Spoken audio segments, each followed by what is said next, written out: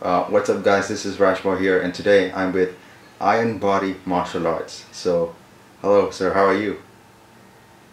No, I'm very fine, thank you my friend. So now, your videos on YouTube are really popular, you know, all these iron fist breaking things, iron palm, and you know, some of them has gained pretty lot of views. So could you tell us more about your martial arts history? How and when did you start martial arts training? Okay, buddy. Well, when I was a very little kid, at about 5 or so, back in South Africa, my mother she put me into Taekwondo, and I studied Taekwondo as a little child. Obviously, you know, I can't profess to remember much of it, but I think it's important in martial arts, or it helps if your skeleton and your bones and your body has been exposed to the stretching, the kicking, the stances and the movements when you're a young child. It gives you a good foundation. So I started with that. Left South Africa, lived in Kenya for a bit. In Kenya, I studied Shotokan Karate as a younger sort of boy, as an older boy, and that was really good because in the West, you know, a lot in America and a lot in Europe, you know, karate, especially to kids, you know, it's sometimes, you know, not taught very well, and the kids just run around and play games and stuff, which, you know, fair enough, that's what keeps kids interested. But because this was Kenya, the karate club I was in, which bloody hell might still be there, Mombasa Judo Academy it's called. It was taught in a kind of quite a strict traditional fashion. The sensei was a Kenyan guy, and he was just solid as a rock. And they're tough people, the Kenyans anyway, and the Africans in general.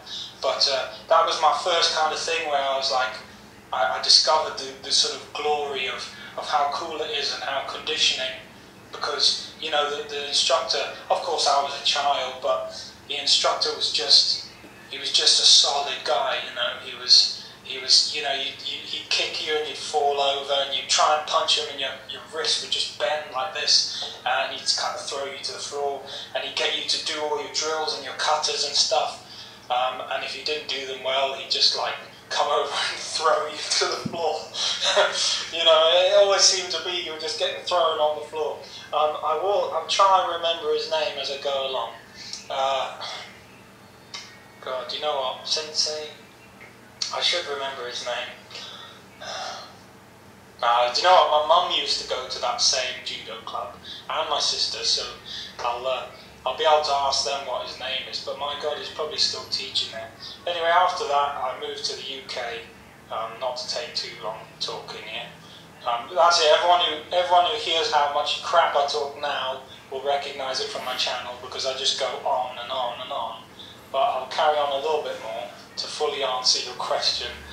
Yeah, I moved to the UK and I didn't do a whole lot from the age, from like, I don't know, early teens to mid-teens, and then in mid-teens I thought, man, I'm a bit of a wuss, and then I just went to some of the karate clubs and stuff like that. I was always interested in martial arts and boxing and stuff. I always used to do my little bit of practice, but I went to some of the clubs and I wasn't impressed. Went to the Shotokan clubs, and you know, people just, they weren't very tough. The adults weren't even tough, and it was a bit disappointing. And I never joined any of them. When I was about 15, I thought, now I've had enough. I got really inspired by the Shaolins and Kung Fu. I just filled the boxing bag with some sand and some gravel.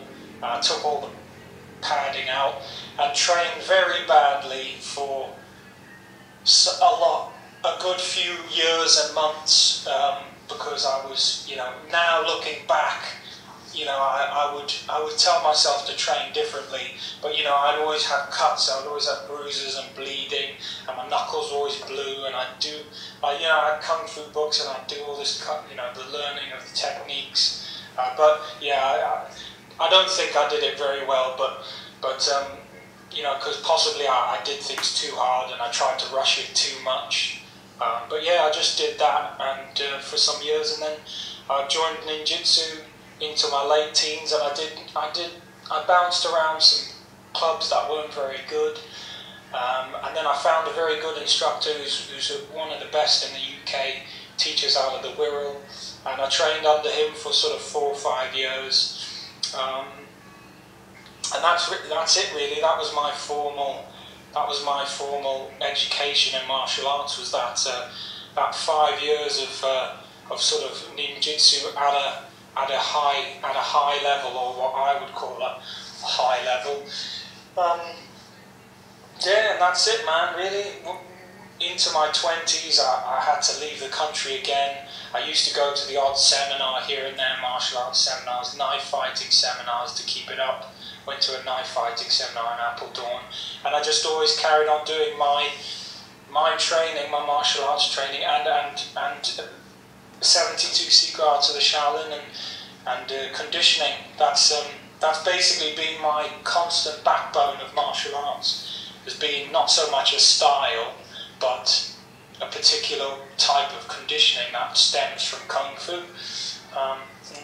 That's it, buddy, and here I am now, and my channel's there, and there's lots of crap on it, and you can watch it if you want it.